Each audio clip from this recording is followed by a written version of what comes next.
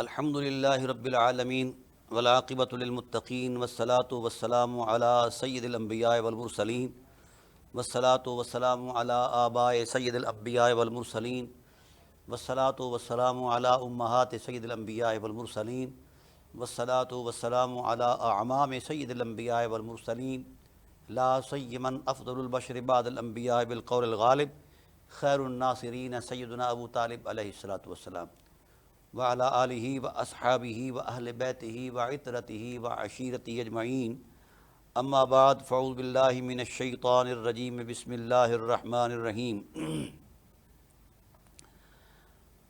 قد سمع اللہ قول التی تجادلک فی زوجہا وتشتکی الی اللہ واللہ یسمع تحاورکما ان اللہ سمیع بصیر صدق اللہ مولانا العظیم وبلغنا رسولہ النبی العظیم الرؤوف الرحیم ان اللہ وملائکتہ یصلون علی النبی یا ایہا الذین آمنوا صلوا علیہ وسلموا تسلیما اللہم صل علی سیدنا مولانا محمد وعلی آل سیدنا مولانا محمد کما صلیت علی ابراہیم وعلی آل ابراہیم انک حمید مجید اللہم بارک علی محمد وعلی آل محمد کما بارکت علی ابراہیم وعلی آل ابراہیم انک حمید مجید الصلاۃ والسلام علیک یا سیدی یا رسول اللہ وعلی آلک و اصحابک یا سیدی یا حبیب اللہ الصلاۃ والسلام علیک یا سیدی یا رحمۃ للعالمین وعلی آلک و اصحابک یا سیدی یا شفیع المذنبین۔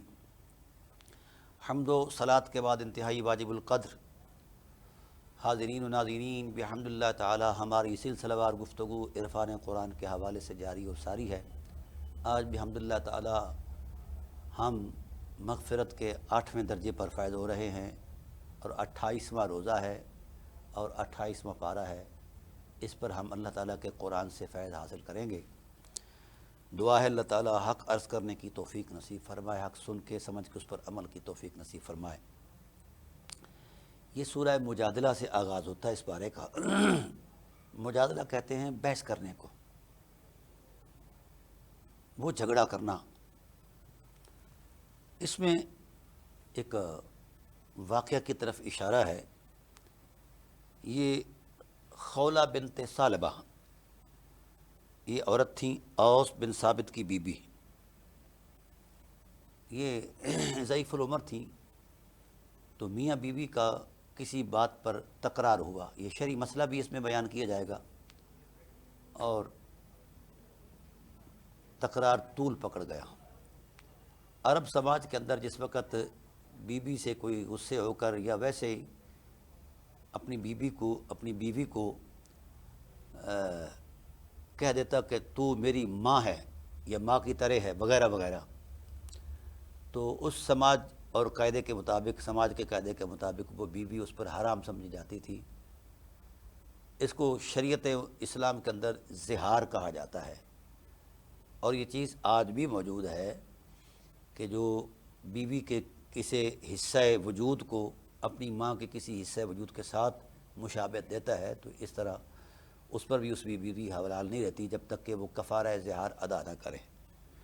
تو ہوا یہ کہ ہمیشہ ایسا ہوتا ہے کہ خاندانی نظم جو ہے اس کے بڑے سارے معاملات ہوتے ہیں، تو جو عورتیں خاندانی اعتبار سے ذرا مضبوط ہوتی ہیں ان کو ان کے سسرال میں ذرا عزت اور توقیر سے بھی دیکھا جاتا ہے، اور سسرال والے تھوڑا سا خوف زدہ رہتے ہیں کہ اگر ہم نے اس کے ساتھ کوئی زیادتی کی تو اس کے میکے والے ہمارا محاسبہ کریں گے اور ہماری جوڑ توڑ میں وہ ہمیں سیدھا کر دیں گے۔ تو اس طرح کے معاملات ہوتے ہیں، تو یہ رشتے نبھائے جاتے ہیں۔ ویسے تو رشتے احترام کی عظمت میں ہی نبھائے جا سکتے ہیں، لیکن چلو اگر اس طرح کی کوئی صورت بن جاتی ہے، میاں بیوی کے درمیان کوئی خلش یا کوئی صورت بن جاتی ہے، تو قرآن پاک نے اس پر بھی بڑے سارے احکام بیان فرمائے ہیں کہ مل بیٹھے، اور رسول خدا صلی اللہ علیہ وآلہ وسلم نے تو یہاں تک ارشاد فرما دیا۔ یہ تلخیاں چونکہ گھر گھر کا یہ ماحول ہے، تو یہاں یہ میں حدیث سنانا ضروری سمجھتا ہوں کہ سید عالم صلی اللہ علیہ وآلہ وسلم نے ارشاد فرمایا کہ جو عورت اپنے خامند کی ترش مزاجی پر صبر کرتی ہے اور رشتے کو نبھانے کی کوشش کرتی ہے، حضور صلی اللہ علیہ وسلم نے فرمایا اس کی جنت کا میں ضامن ہوں، میں اس کو اپنی رحمت کے پہلو میں لے کر جنت میں لے جاؤں گا۔ اور جو خامند اپنی عورت کی بد مزاجی پر صبر کرتا ہے اور رشتہ نبھانے کی کوشش کرتا ہے، حضور فرماتے ہیں کہ اس کی جنت کا بھی میں ضامن ہوں۔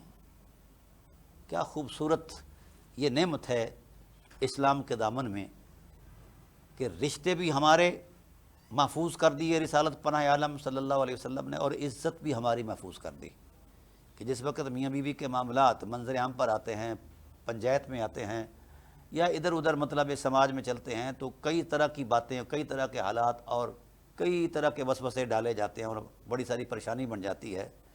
تو رسالت پناہ عالم صلی اللہ علیہ وسلم نے فرمایا کہ اپنی عزت کو اچھالنے سے بہتر یہ ہے کہ تم جنت کا راستہ اختیار کرو، صبر کرو، ضبط کرو اور رشتوں کا احترام کرو، باہمی حقوق اور فرائض کا بیلنس قائم رکھو۔ یہ وہ دینی حرمت ہے، یہ اسلام کی عظمت ہے کہ اس نے فطرت کو کس انداز میں جا کر روشنی عطا فرمائی ہے۔ تو رسول اللہ صلی اللہ علیہ وسلم نے عزت بھی ہماری محفوظ فرمائی اور وقار بھی ہمارا محفوظ فرمایا، اور اس سلسلے میں رسول اللہ صلی اللہ علیہ وسلم نے جنت بھی ہمیں عطا کر دی ہے، ضمانت عطا کر دی ہے۔ یہ کتنا بڑا احسان ہے اس امت پر رسول دو عالم صلی اللہ علیہ وآلہ وسلم کا۔ تو جو فطری رشتے ہیں ان کو ٹوٹنے سے خدا ناراض ہو جاتا ہے، تو جو ایمان کے رشتے ہیں ان کو ٹوٹنے سے کیسے خدا راضی ہوتا ہے؟ تاہم سورہ مجادلہ کے آغاز میں جس واقعہ کا میں نے تصور پیش کیا ہے، یہ بی بی اپنے خامن سے الجھی یا خامن ان کی بیوی سے الجھا، تو اس وقت بی بی کی عمر زیادہ بڑی تھی، بڑھاپے میں تھی، خامن بھی بڑھاپے میں تھا۔ اب جو میکے والے تھے بی بی کے، وہ کچھ فوت ہو چکے تھے، کچھ بیچارے کہیں جا چکے تھے، تو جن کے پاس جا کر وہ حسب روایت، کیونکہ عرب کی روایت تھی کہ وہ طلاق ہو گئی، ایسا کہنے سے ماں کہنے سے بی بی جو ہے وہ نکاح سے نکل گئی ان کے حوالے سے، تو وہ ظاہر بی بی جو ہے وہ اپنے میکے میں جائے گی، تو میکا تو رہا ہی نہیں ہے۔ اب بی بی نے جس وقت یہ سوچا کہ میرا میکا ہی کوئی نہیں ہے، نہ کوئی بھائی رہا، نہ کوئی بہن رہی، نہ کوئی اور رشتہ دار رہا جس کے پاس جا کر میں پناہ لوں اور زندگی کا بقیہ وقت اور دورانیہ گزاروں، تو پھر اس نے بھی مجھے طلاق دے دی ہے، ماں بہن کہہ دیا ہے، ماں کہہ دیا ہے، تو پھر میں جاؤں تو کدھر جاؤں؟ ایسے حالات میں وہ بی بی اتنی پریشان ہوئی کہ جس کی انتہا نہیں ہے۔ اور ظاہر ہے جس کے لیے کوئی سہارا ہی نہ بچے تو اس کی زندگی کیسے چل سکتی ہے؟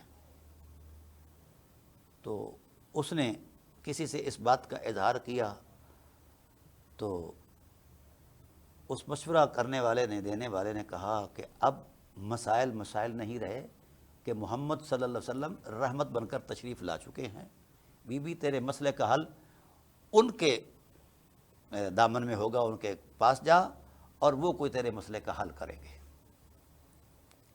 اب وہ بی بی بیچاری ستائی ہوئی، بڑھاپے کی نکاہت بھی ہے، بھائیوں کا بچھڑنا بھی ہے، رشتوں کا نہ ہونا بھی ہے، بے سہارا ہونا بھی ہے، خامند کی تلخی بھی ہے، اور یہ حالات بھی ہیں۔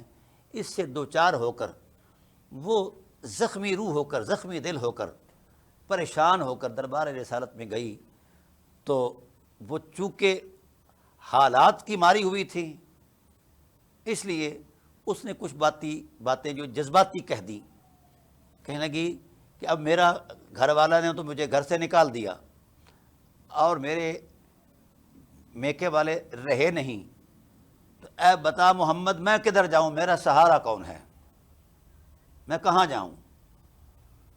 میری زندگی تاریک ہو چکی ہے، اندھیری ہو چکی ہے، میرے سامنے ہر طرف اندھیرا ہی اندھیرا ہے۔ تو اس کے لہجے میں اس انداز کا معاملہ تھا کہ وہ بے باکانہ بول رہی تھی، جس طرح وہ کوئی بندہ یعنی شعور سے ہٹ کر بولتا ہے، تو ایسی باتیں جو ہے، اے محمد بتا میں کدھر جاؤں، اے محمد بتا میں کہاں جاؤں۔ تو سرکار دو عالم صلی اللہ علیہ وآلہ وسلم خاموش ہو گئے، تو حضور صلی اللہ علیہ وسلم سے وہ ناز کے ساتھ جھگڑا کر رہی تھی کہ میرے لیے کوئی جائے پناہ نہیں بچی، تو بتا میں کدھر جاؤں۔ تو اس طرح کے حالات جب درپیش ہوئے تو حضور صلی اللہ علیہ وسلم کی بارگاہ میں اس کا یہ الجھنا اور بڑے ناز سے اور نیاز سے، محبت سے اور جوش جنون سے جناب والا، اور مایوسیوں کے جذبوں کے ساتھ اور پریشانی کے حالات کے ساتھ یہ بار بار تقاضا کرنا، بتا میں کیا کروں، بتا میں کدھر جاؤں۔ تو حضور رحمت الہی میں جوش آیا رحمت کو کہ میرے محبوب کی بارگاہ میں کوئی سائل سوالی بن کر آئے اور وہ خالی جائے، یہ میرے محبوب کے دربار عظمت کی حرمت کے بھی خلاف ہے اور میرے بھی وقار کے خلاف ہے۔ تو اللہ وحدہ لا شریک نے فرمایا بسم اللہ الرحمن الرحیم، میرے حبیب آپ رحمان الرحیم کے محبوب ہیں۔ قد سمع اللہ قول التی تجادلک فی زوجہا، تحقیق اللہ نے سن لیا ہے اس بی بی کا جھگڑا جو آپ سے وہ کر رہی تھی۔ آپ سے تو وہ زندگی کی بھیک مانگ رہی تھی نا کہ میں زندگی باقی کہاں گزاروں۔ تجادلک فی زوجہا وتشتکی الی اللہ، اور اپنی شکایت اللہ کی بارگاہ میں کر رہی تھی کہ پروردگار عالم اب میں کدھر جاؤں۔ واللہ یسمع تحاورکما، اور جو تمہارے درمیان باہمی گفتگو ہوئی، بی بی نے جو کچھ کہا اور آپ نے اس پر جو کچھ بھی فرمایا وہ اللہ نے سن لیا ہے۔ ان اللہ سمیع بصیر، اللہ سننے والا بھی ہے اور دیکھنے والا بھی ہے۔ اب اللہ تعالیٰ کی ذات نے اس معاملے پر فیصلہ فرمایا۔ سبحان اللہ، کیا رحمت ہے اس وحدہ لا شریک کی کہ کتنے کتنے مایوس لوگوں کو جہاں جس کو کہیں بھی پناہ نہیں ملتی، اس کی بارگاہ میں اسے امان بھی ملتی ہے، پناہ بھی ملتی ہے۔ کہا الذین یظاہرون منکم من نسائہم ما ہن امہاتہم، میرے حبیب جنہوں نے یہ ظہار کیا، اپنی بیوی کو ماں کہہ دیا، تو ان سے کہو ما ہن امہاتہم، بھئی یہ تیری ماں نہیں ہے۔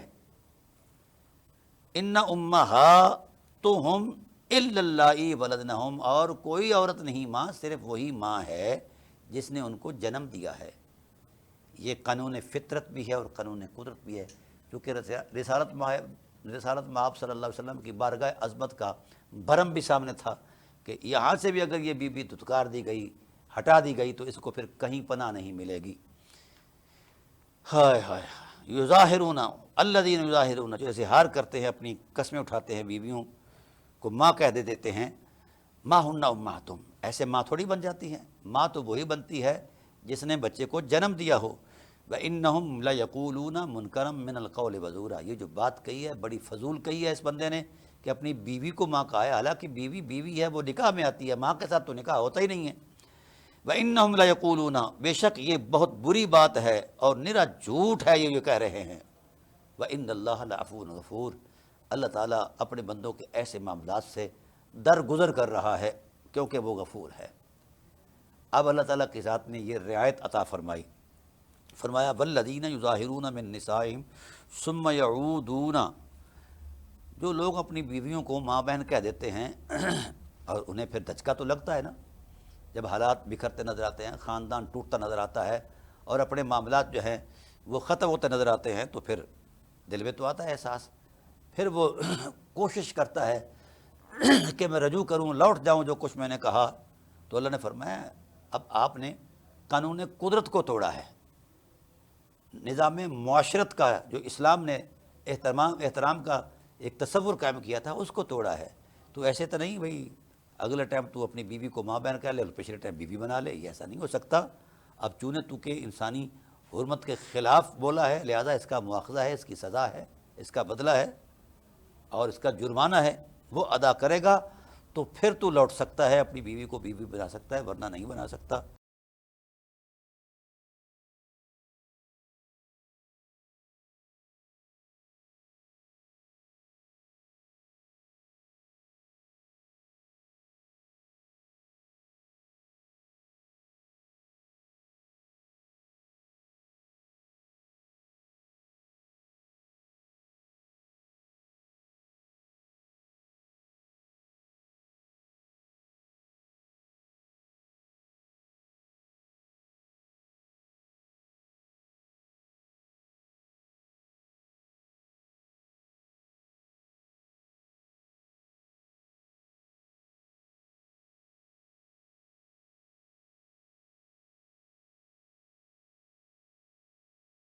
والذین یظاہرون من نسائہم ثم یعودون، پھر وہ وہی کرنا چاہیں جس پر اتنی بری بات کہی تھی۔ تو فرمایا محبوب لما قالوا، اے حبیب وہ جس وقت یہ کہتے ہیں کہ ہم رجوع کرنا چاہتے ہیں، بیوی کو بیوی بنانا چاہتے ہیں، تو آپ فرما دیجیے کہ اب اس کی اس انداز میں گنجائش نہیں کہ تم فری فنڈ میں بیوی بنا لو۔ تمہیں کس نے کہا تھا کہ اللہ تعالیٰ کے بنائے ہوئے قانون اور ضابطے کو توڑو؟ اب توڑا ہے، اس پر جرمانہ دے۔ کیا جرمانہ ہے؟ فتحریر رقبۃ من قبل ان یتماسا، عورت کو عورت بنانے سے پہلے، اس کو مس کرنے سے پہلے ایک غلام آزاد کر، یہ جرمانہ دے، یہ تمام پر، تاکہ تجھے آئندہ پتہ چلے کہ رشتوں کی اہمیت کیا ہے۔ ذالکم توعظون بہ، یہ وہی عظمت ہے جس کی تمہیں نصیحت کی جاتی ہے۔ واللہ بما تعملون بصیر، اللہ خوب جانتا ہے جو تم کر رہے ہو، اس کی خبر ہے اسے۔ پھر چونکہ ہر ایک کے پاس غلام نہیں ہوتا، نہ میسر آ سکتا ہے، تو مالداروں کے پاس تو ہوتے ہیں، وہ تو کر سکتے ہیں، لیکن جو غریب ہے سکائے بیٹھے، تو پھر اس پر جو ہے اللہ تعالیٰ کی ذات نے مزید رحم فرمایا۔ فَمَن لَّمْ يَجِدْ فَصِيَامُ شَهْرَيْنِ مُتَتَابِعَيْنِ، پھر اگر اس کے پاس غلام آزاد کرنے کی استطاعت نہیں ہے تو پھر اس کو چاہیے کہ 2 مہینے کے مسلسل روزے رکھے، پھر جا کر تیرے اس جرم کا مواخذہ مکمل ہوگا اور سزا پوری ہوگی۔ من قبل ان یتماسا، بیوی کو بیوی بنانے اور مس کرنے سے پہلے یہ کام کرنے ہیں۔ پھر رحم آیا کہ یہ ایسا نہیں کر سکتے، شاید ہر ایک کے پاس اتنی استطاعت نہیں۔ پھر فرمایا فمن لم یستطع فاطعام 60 مسکینہ، اگر یہ بھی نہیں کر سکتے تو پھر 60 مسکینوں کو کھانا کھلاؤ۔ ذالک لتؤمنوا باللہ ورسولہ، یہ اس لیے کہ تم اللہ اس کے رسول پر ایمان لا چکے ہو اور اس کے احکام اور نظام کی پاسداری تمہاری ذمہ داری ہے۔ وتلک حدود اللہ، یہ اللہ کی حدیں ہیں۔ جس رشتے کا جو بھی تعلق آپ کے ساتھ ہے اس کا احترام اسی انداز سے ہونا چاہیے۔ ماں کو ماں سمجھا جائے، بیوی کو بیوی سمجھا جائے، بہن کو بہن سمجھا جائے، بیٹی کو بیٹی سمجھا جائے۔ یہ نظام معاشرت چل ہی اسی صورت میں سکتا ہے کہ جب رشتوں کا تقدس قائم رہے۔ اگر رشتوں کی حرمت قائم نہیں ہے، تقدس قائم نہیں ہے، احترام قائم نہیں ہے، تو پھر نظام نہیں چل سکتا، معاشرت اور تمدن جو ہے وہ نہیں چل سکتا، معاشرے چل ہی نہیں سکتے۔ وللکافرین عذاب علیم، لیکن کافروں کو لیے دردناک عذاب ہے۔ ان الذین یحادون اللہ ورسولہ، پھر سزا بیان فرمائی آخرت کی۔ بے شک وہ لوگ جو مخالفت کرتے ہیں اللہ اور اس کے رسول کی، کبتوا کما کبت الذین من قبلہم، ان کو ذلت اور رسوائی کا عذاب ملے گا اور اوندے منہ ان کو لٹکایا جائے گا۔ کبتوا کما کبت الذین، ذلیل اس کو کیا جائے گا جس طرح پہلے لوگوں کو کیا گیا ہے۔ وقد انزلنا آیات بینات، اور البتہ تحقیق ہم نے نازل فرمائی ہیں روشن آیات، لیکن ان آیتوں کا انکار کرنے والا جو ہے وہ عذاب مہین کا مستحق ہے، وہ اہانت والے عذاب کا مستحق ہے۔ یوم یبعثہم اللہ جمیعا فینبئہم بما عملوا، ایک دن ایسا بھی آئے گا کہ اللہ تعالیٰ تمہیں اٹھائے گا قبروں سے، جہاں کہیں بھی تم ہوگے، اٹھا کر پھر اللہ تعالیٰ تمہیں جمع کرے گا، کٹھا لے آئے گا اپنی بارگاہ عظمت میں۔ فینبئہم بما احصاہ اللہ ورسولہ، پھر تمہیں وہ خبر دے گا، بتائے گا کہ تم کس کس کرتوت کی زد میں ہو اور تمہارا مواخذہ کیا ہے، جتائے گا۔ ونسوا اللہ، اور اللہ تعالیٰ کی ذات نے ونسوہ، جس کو انہوں نے بھول گئے ہیں، اللہ کے احکام کو بھول جانے کا مواخذہ ہے۔ ہر وقت اللہ کے احکام جو ہیں وہ مد نظر رہیں۔ واللہ علی کل شیء قدیر، اللہ تعالیٰ یقیناً ہر چیز پر قادر ہے۔ ناظرین کرام، یہ تھا وہ نظام میں حیات جس میں اللہ وحدہ لا شریک نے رشتوں کے بارے میں ایک ایسا اعتدال والا نظام قائم فرمایا کہ ہر رشتے کی حرمت اپنے مقام پر اور اپنی جگہ پر رہے، اور رشتے چلتے رہیں، زندگی جو ہے وہ آسودہ رہے اور زندگی معاشرت کے ساتھ چلتی رہے۔ یہ بہت رواج پڑ گیا ہے آج کل کہ رشتوں کا احترام بھی گیا اور پھر بلکہ بائیکاٹ شروع ہو جاتا ہے۔ لا حول ولا قوت الا باللہ۔ اسلامی معاشرے میں بائیکاٹ کی کوئی گنجائش نہیں ہے کسی بھی قسم میں، نہ خانگی امور میں، نہ خاندانی معاملات میں، نہ رشتہ داری کے معاملات میں، ایسا نہیں ہے۔ وَيَقْطَعُونَ مَا أَمَرَ اللَّهُ بِهِ أَن يُوصَلَ، اللہ کا حکم ہے کہ صلہ رحمی کرو، اور ہم کیا کرتے ہیں؟ رشتے کاٹ رہے ہیں، بائیکاٹ کر رہے ہیں۔ کدھر جائیں گے ہم یہ سارا کچھ کر کے؟ اگر یہ رشتے نہ ہوں تو نہ زندگی کسی مزے کی ہے اور نہ موت کسی مزے کی ہے۔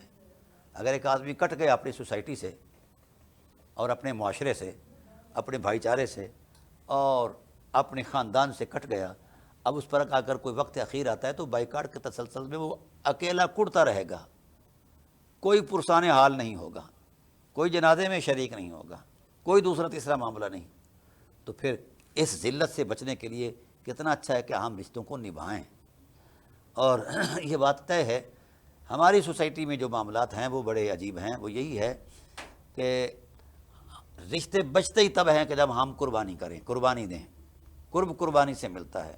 تو جب ہم رشتوں کی حرمت کو خود قربان کرنا چاہیں گے تو پھر رشتے نہیں بچتے۔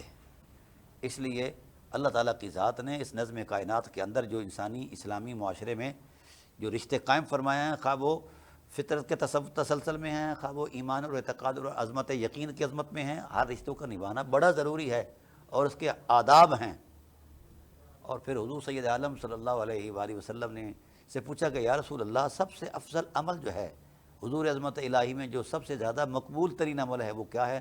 تو آپ نے فرمایا صلہ رحمی، رشتوں کو نبھانا ہے۔ رشتوں کے بغیر زندگی چلتی نہیں ہے، کسی بھی انداز سے نہیں چلتی۔ اور ان لوگوں سے پوچھو جو رشتوں سے کٹے ہوئے ہیں یا جن کو رشتوں کا احترام نہیں ہے، تو پھر ان سے پوچھو زندگی کیسے جہنم نما بن کر گزر رہی ہے۔ اللہ تعالیٰ اس سے محفوظ فرمائے ہم جڑ جائیں، خواہ وہ خاندانی رشتے ہیں، خواہ وہ دینی رشتے ہیں، انسانی رشتے ہیں، ہم جڑے رہیں۔ انسانیت اس صلہ رحمی میں جڑ جائے گی اور چلتی رہے گی اور مضبوط ہو جائے گی۔ اللہ اکبر۔ اور بعض اوقات تو ایسا ہوتا ہے کہ اللہ تعالیٰ جس وقت اپنی رحمت کا غلبے کا اظہار فرماتا ہے تو بہت سارے گناہ جو ہیں اس کو معاف کر دیا جاتا ہے، مٹا دیا جاتا ہے، ختم ہو جاتے ہیں۔ خاص کر بعض راتیں ایسی ہیں، بعض دن ایسے ہیں۔ لیکن ایسے جب کوٹا لگتا ہے نا بخشش کا، ایسے حالات میں بھی کچھ لوگ ایسے ہیں جن کی بخشش نہیں ہو سکتی۔ ان لوگوں میں سے ایک وہ شخص بھی ہے جو رشتوں کا احترام نہیں کرتا، صلہ رحمی نہیں کرتا۔ وہ جتنا مرضی نیک ہو، پارسا ہو، جس مرضی شان کا ہو، جس کو رشتوں کا احترام نہیں، وہ کبھی بھی کسی بھی صورت میں وہ اس کی بخشش نہیں ہوتی۔ نہ شب برات میں ہوتی ہے، نہ شب قدر میں ہوتی ہے، یا اور جو کوئی ایام ہیں مغفرت کے لیے اس کے اندر بھی نہیں ہوتی۔ یہ رسالت پناہ عالم صلی اللہ علیہ وسلم نے واضح لفظوں میں فرما دیا ہے۔ اب اللہ وحدہ لا شریک نے اس پر ایک مزید تصور دیا ہے کہ رشتے خراب کیسے ہوتے ہیں۔ خراب اس وقت ہوتے ہیں جس وقت ہم رشتوں کا باہمی اعتماد قائم نہیں رکھتے اور پھر سرگوشیاں کرتے ہیں، مخالفت میں کانا پھوسی کرتے ہیں۔ تو پھر اس طرح دیکھنے والا رشتہ جو ہے وہ کہتا ہے کہ جناب یہ میرے خلاف کوئی بات ہو رہی ہے، تو تلخی پیدا ہوتی ہے۔ تو ایسی سرگوشیوں سے اللہ نے منع فرمایا ہے۔ تو اللہ تعالیٰ نے ارشاد فرمایا کہ اللہ اس کے رسول کی فرما برداری کے اندر ہی زندگی کی بقا ہے اور حرمت ہے، اور اس سے ہٹ کر زندگی کی کوئی حقیقت نہیں ہے۔ لہذا اگر سکون چاہتے ہو، امن چاہتے ہو، عافیت چاہتے ہو، آشتی چاہتے ہو، تو پھر اللہ اس کے رسول کے دیے ہوئے دین کے تصور میں جو رشتوں کا تقدس ہے اس کا احترام کرو، اور جو رشتہ آپ سے جس انداز سے وابستہ ہے، آپ کے ساتھ اس کے حقوق وابستہ ہیں، فرائض وابستہ ہیں، وہ ادا کریں۔ تو جب ہم یہ ادا کریں گے، حقوق اور فرائض کا بیلنس قائم رکھیں گے، تو رشتے جو ہے دائمی صورت میں وہ اپنا سفر کرتے رہیں گے اور بابرکت رہیں گے۔ رشتوں کو جوڑنے کے لیے ایک بڑا خوبصورت میرے کریم آقا علیہ السلام نے فلسفہ بیان فرمایا ہے۔ آپ صلی اللہ علیہ وسلم سے پوچھا گیا کہ یا رسول اللہ، اس وقت ترقی کی بھی دوڑ ہے اور برتری کی بھی دوڑ ہے، تو نبوت کی نظر میں برتری کا معیار کیا ہے اور ترقی کی عظمت کیا ہے اور عظمت کا حوالہ کیا ہے؟ تو آپ صلی اللہ علیہ وسلم نے بڑے سادے لفظوں میں یہ جملہ ارشاد فرمایا کہ جو اپنے آپ کو اعلیٰ بنانا چاہتا ہے، افضل بنانا چاہتا ہے، خیر بنانا چاہتا ہے، تو پھر وہ ایک کردار دے۔ خیر الناس من ينفع الناس، سب سے افضل اور برتر اس انسانیت میں وہی ہے جو لوگوں کے لیے نفع سوچتا ہے۔ یہ کیا خوبصورت تصور دین ہے اور کتنا آفاقی جملہ ہے۔ یہ انسان کی انفرادی زندگی سے لے کر اجتماعی زندگی تک، قومی زندگی تک، بین الاقوامی زندگی تک، دینی، مذہبی، اخلاقی، روحانی زندگی تک، اور اس سے آگے انسانی زندگی تک، ہر ایک زندگی کے سارے اثاثوں میں یہ جملہ نور بن کر اپنا اثر دے رہا ہے۔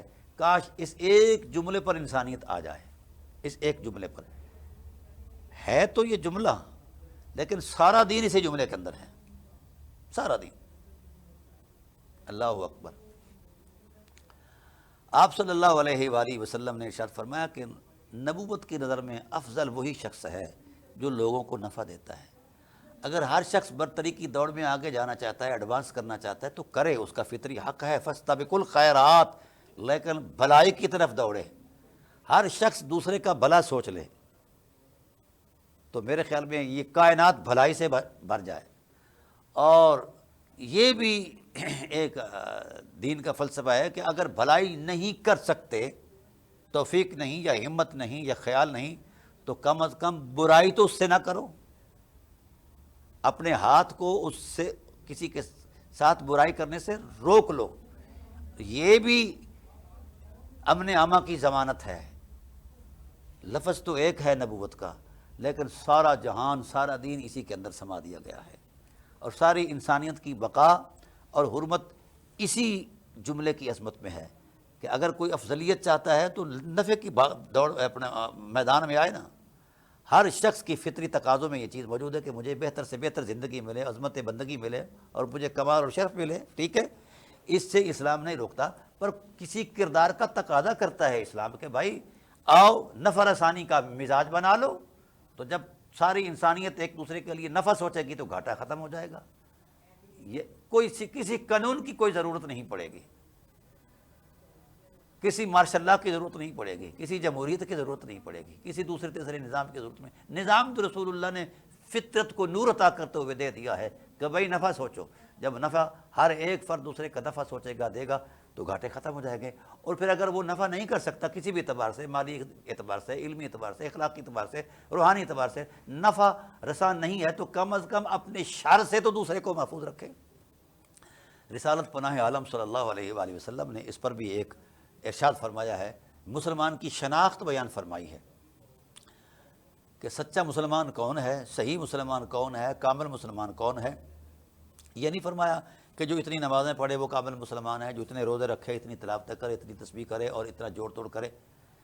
آپ سے پوچھا گیا کہ صحیح مسلمان کون ہے، تو فرمایا من سلم المسلم من لسانہ و یدہ، مسلمان وہ ہے جس کے ہاتھ اور زبان کے شر سے دوسرا مسلمان بھائی جو ہے وہ محفوظ رہے۔ یہ کہنے میں جملہ ہے، لیکن پورا میکنزم ہے انسانیت کی بقا کے لیے، خاص کر امت مسلمہ کے لیے۔ آج اگر امت مسلمہ کے لوگ ایک دوسرے کو اپنے اپنے شر سے محفوظ رکھنے کی ضمانت فراہم کرتے ہیں تو امن عامہ اور قیام امن کی ضمانت رسول اللہ نے دے دی ہے۔ اور جو شخص زبان اور ہاتھ کے شر سے دوسرے کی حفاظت نہیں کرتا یا دوسرے کو محفوظ نہیں رکھتا تو وہ مسلمان نہیں ہے، وہ کوئی اور بلا ہے۔ ہاں، یہ ہم نے جو تعبیریں کہی ہیں کہ کامل یا اکمل یا غیر مکمل فلاں فلاں، ایسا نہیں ہے بھائی۔ رسالت نے جس انداز میں جو تقدس بیان کر دیا ہے اسلام کا، وہی حق ہے۔ یہاں کسی مولوی کی فکر کی ضرورت ہی نہیں ہے۔ مسلمان وہی ہے جس کی زبان کے شر سے اور ہاتھ کے شر سے دوسرا مسلمان محفوظ ہے۔ تو اسلامی دنیا کے اندر، اسلامی کلچر کے اندر، اسلامی سلطنت کے اندر، پاکستان کے اندر یہ ماحول اگر کریٹ ہو جائے اور پیدا ہو جائے تو کیا خیال ہے کہیں کوئی نقصان ہوگا؟ اور پھر اگر ہم ایسا نہیں کر سکتے، کسی کے ساتھ بھلائی نہیں کر سکتے، تو کم از کم اس کے ساتھ برائی تو نہ کریں۔ حضور نبی کریم صلی اللہ علیہ وسلم کی بارگاہ میں ایک شخص آیا، کہنے لگا کہ یا رسول اللہ صلی اللہ علیہ وسلم، کائنات جو ہے یہ اس وقت فسادات سے بھری ہوئی ہے، کائنات کو فسادات سے بچانے کے لیے کون سی تھیوری آپ دیتے ہیں؟ تو آپ صلی اللہ علیہ وآلہ وسلم نے ارشاد فرمایا کہ لوگ ایک دوسرے کو ایذا دینے سے رک جائیں، اور بلکہ اس مخاطب سے فرمایا کہ کف یدک، اپنا ہاتھ روک لے کسی کو ایذا دینے سے۔ تو اس نے کہا یا رسول اللہ، میں اگر ایک بندہ اپنے ہاتھ کو روک لیتا ہوں تو سارا سماج جو ہے وہ کیسے بچ جائے گا؟ فرمایا باقی بچے نہ بچے، کم از کم تیرے شر سے تو لوگ محفوظ رہیں گے۔ ہر بندہ اگر اس کردار پر آ جائے تو پاکستان جنت نظیر بن جائے۔ لیکن یہ حوصلہ نہ مولوی صاحبان کر رہے ہیں اور نہ سیاستدان کر رہے ہیں، اور نہ ہی ہمارے سماج کے لوگ کر رہے ہیں۔ ہم نے چسکا بنا لیا ہے غیبت کو، چغلی کو، انتشار کو، شرارت کو، ہاں جی، اور املاک کو تباہ کرنے کو، اقدار کو تباہ کرنے کو، اور اداروں کے اندر بھی اب تو یہ اعتماد نہیں رہا۔ ہمارے جو پرسنل ادارے ہیں، نظام جو چلا رہے ہیں، ان کے اندر یہ چیز نہیں رہی۔ تو بھائی نتیجہ کیا ہوگا؟ وہی ہوگا کہ ہم مہنگائی کی چکی تلے پستے رہیں گے، ایک دوسرے کے حقوق کی پامالی کے لیے جناب والا بڑھ چڑھ کر حصے لیں گے، نظام زندگی معطل ہو جائے گا، زندگی چل نہیں سکے گی، اور حالات تباہی کی طرف جائیں گے، اور نہ جانے ہمارے ساتھ کیا کیا ہوگا۔ توبہ کریں، اس ماہ مقدس کا پاک مہینہ ہے، یہ رحمت ہے جو خدائے ذوالجلال نے رحمت طے کر لیا ہے، تو ہم بھی ایک دوسرے کے لیے رحمت کرنا طے کر لیں۔ اگر خدا نے ہمیں معافی کے لیے، ایک دوسرے کے لیے ہمیں معافی کے لیے اللہ نے اپنی عفو و درگزر اور مغفرت کا دروازہ کھول دیا، تو ہم بھی ایک دوسرے کو معاف کرنے کا جذبہ سیکھیں۔ اور اگر خدا ذوالجلال نے ہمیں نجات کے لیے اپنی رحمت کا دروازہ کھول دیا ہے، تو ہم بھی اپنے سینے کھول دیں ایک دوسرے کی نجات کے لیے۔ ہم تو ایک دوسرے کی بربادی میں لگے ہوئے ہیں، نتیجہ کیا نکلے گا وہ آپ کے سامنے ہے۔ زندگی نہیں ہوگی، شرمندگی نظر آئے گی، اور جس کا مواخذہ ہے کل قیامت کے دن، اللہ اپنے حقوق تو معاف کر دے گا لیکن بندوں کے حقوق معاف نہیں کرے گا۔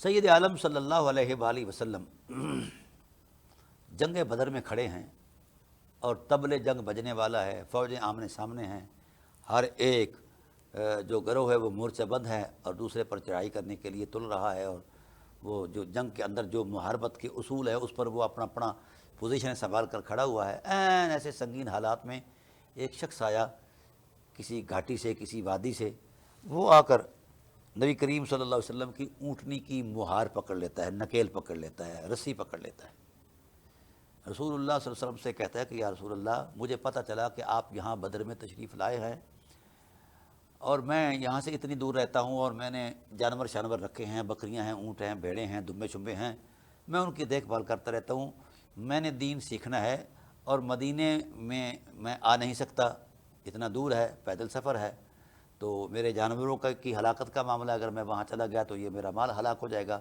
تو میرے پاس اتنی فرصت نہیں ہے۔ اب آپ قریب تر آئے ہیں، لہذا میں نے موقع کو غنیمت جانا، آپ کی بارگاہ میں آیا ہوں، میں نے دین سیکھنا ہے، سارا سیکھنا ہے، اور ابھی سیکھنا ہے۔ اللہ اکبر، بڑا حساس معاملہ ہے۔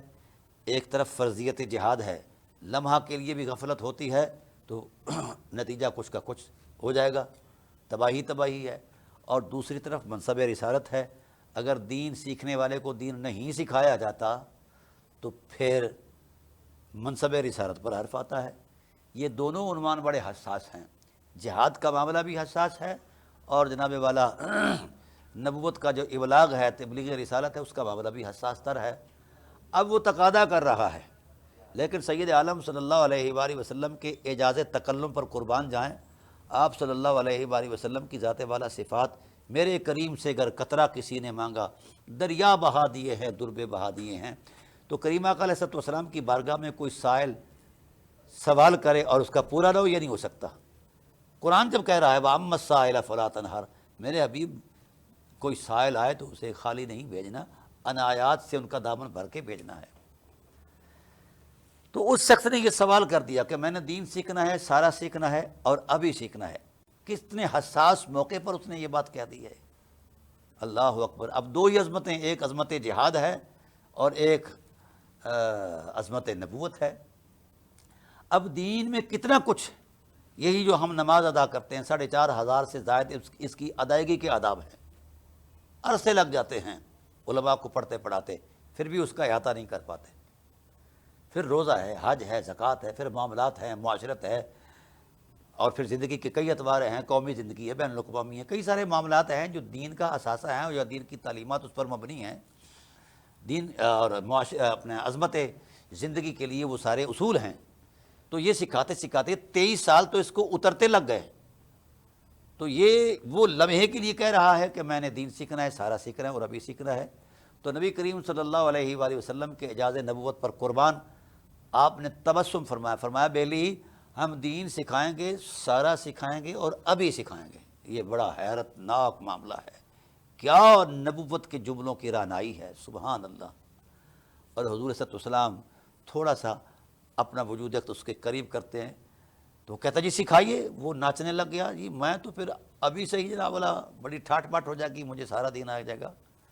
حضور صلی اللہ علیہ وسلم نے اس کے قریب ہو کر کہا الاطاعۃ للہ وشفقۃ الناس۔ یہ ایک جملہ بولا اور ایک جملے میں اللہ کے رسول نے سارا دین بیان کر دیا۔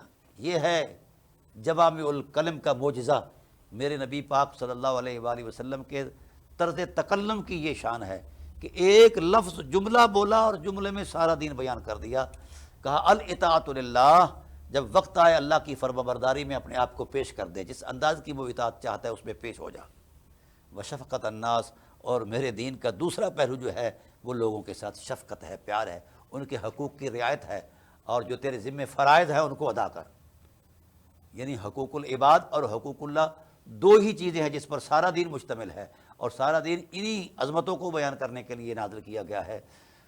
تو ناظرین کرام، وہ شخص رقص کرنے لگ گیا، خوشی سے نڈال ہو گیا، کہنے لگا یا رسول اللہ آہا، آج میں نے دین سیکھا ہے اور ابھی سیکھا ہے اور سارا سیکھا ہے۔ پھر خوش خوش وہ چلا گیا۔ رسول اللہ صلی اللہ علیہ وسلم نے فریضہ جہاد نبھایا۔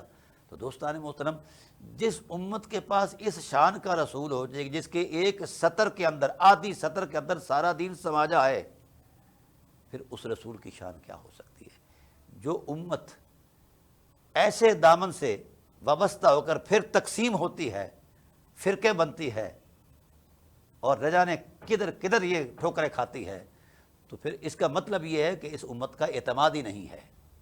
اس حوالے سے فرامین رسالت پر اعتماد نہیں ہے، فرامین قرآن پر اعتماد نہیں ہے۔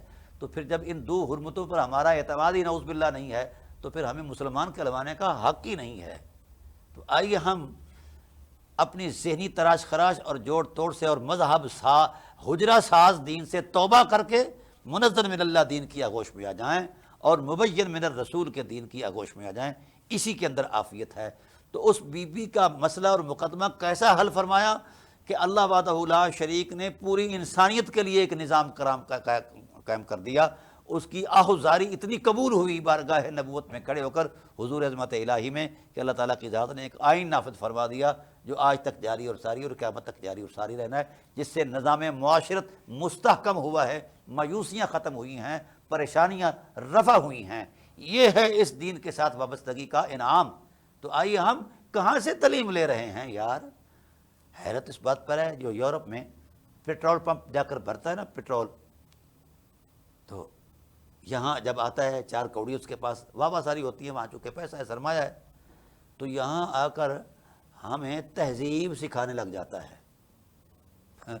بڑی عجیب بات ہے کہ کفر کی تہذیب میں جا کر وہ ہمیں تہذیب سکھاتا ہے۔ اس کا مطلب یہ کہ یہاں کوئی وہ کمی محسوس کرتا ہے تو وہ باتیں کر رہا ہے کہ ہمارے اندر تہذیب کا وہ فقدان ہے جو تہذیب ہمیں اسلام نے دی ہے، ہمیں حسن معاشرت کی تعلیم دی ہے، حسن اخلاق کی تعلیم دی ہے، اور صلہ رحمی کی تعلیم دی ہے، ایثار اور محبت کی تعلیم دی ہے، ایک دوسرے کی باہمی تکریم کی تعلیم دی ہے۔ یہ چیزیں کب پیدا ہوں گی؟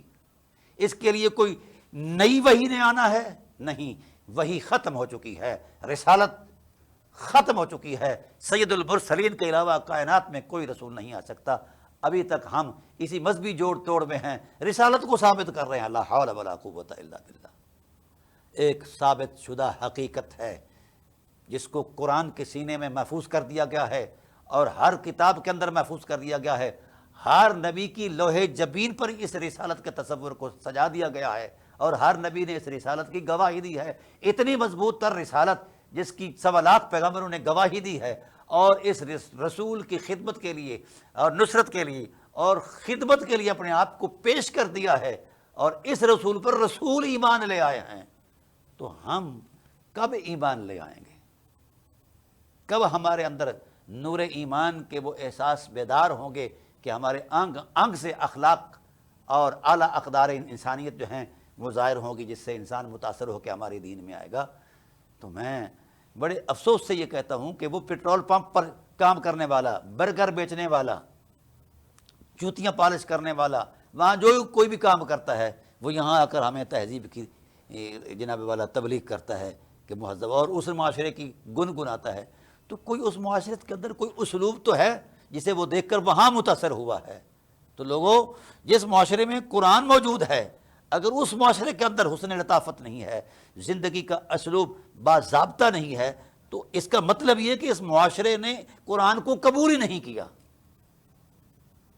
اگر ہم نے قرآن کو دلی طور پر قبول کیا ہوتا اور یقین کی عظمت میں قبول کیا ہوتا، تو یقیناً ہماری معاشرت، ہماری زندگی، ہمارا طرز، ہمارا ذوق اس عظمت کی گواہی بن جاتا۔ جو بھی اس معاشرے میں آتا وہ لازماً لا الہ الا اللہ کے نور سے منور ہو جاتا۔ اس لیے میں چاہوں گا کہ ہم جو ہمارے ہیں ذہنی انتشارات، خیالات، اس کو معیار نہ بنائیں۔ معاشرے کب بگڑتے ہیں؟ جب ہر شخص خود کو معیار کہنا شروع کر دے۔ وہ ہمارے پاس تو معیار ہی ایسا ہے جیسا کائنات میں معیار ہی نہیں ہے کہیں کسی کے پاس۔ قرآن جیسا معیار جس امت کے پاس ہو اور اس کے اندر حسن معاشرت نہ ہو، تو وہ معاشرہ بھی جھوٹا ہے اور لوگ بھی جھوٹے ہیں۔ انہوں نے قرآن کو جھٹلایا ہے، اس لیے وہ جھوٹے ہیں۔ اور سید المرسلین صلی اللہ علیہ وآلہ وسلم جیسا رحیم اور رؤوف نبی ہو، جس کے سینہ رحمت میں اتنی رحمت اور وسعت ہو کہ وہ غیروں کے لیے بھی چادریں بچھاتا ہے، تو اپنے کے لیے تو وہ دل بچھاتا ہوگا۔ تو اس واسطے بھائی، ہم نے اگر مانا ہوتا یقین کی عظمت میں، تو آج یہ حالات نہ ہوتے کہ ہم ممبروں پر چڑھ کر ایک دوسرے کی تکفیر کر رہے ہیں، اور جناب والا سیاستدان جو ہیں وہ اپنے پھٹوں پر چڑھ کے جناب والا ایک دوسرے کو لعن طعن کر رہے ہیں۔ تو یہ کب معاملہ، یہ کب پیدا ہوگا یہ تقدس؟ جب ہمارا ایمان اس قرآن پر یقینی ہوگا، اور جب ہمارا رویہ قرآن کے عین مطابق ہوگا اور تعلیمات قرآن کے عین مطابق ہوگا۔ تو اللہ تعالیٰ کی ذات والا صفات نے اس کے اندر اور بھی بہت سارے معاملات بیان فرمائے ہیں۔ والذین تبوؤا الدار والایمان من قبلہم، یہ مدینہ طیبہ کے ماحول کی حرمت کو قرآن بیان کر رہا ہے۔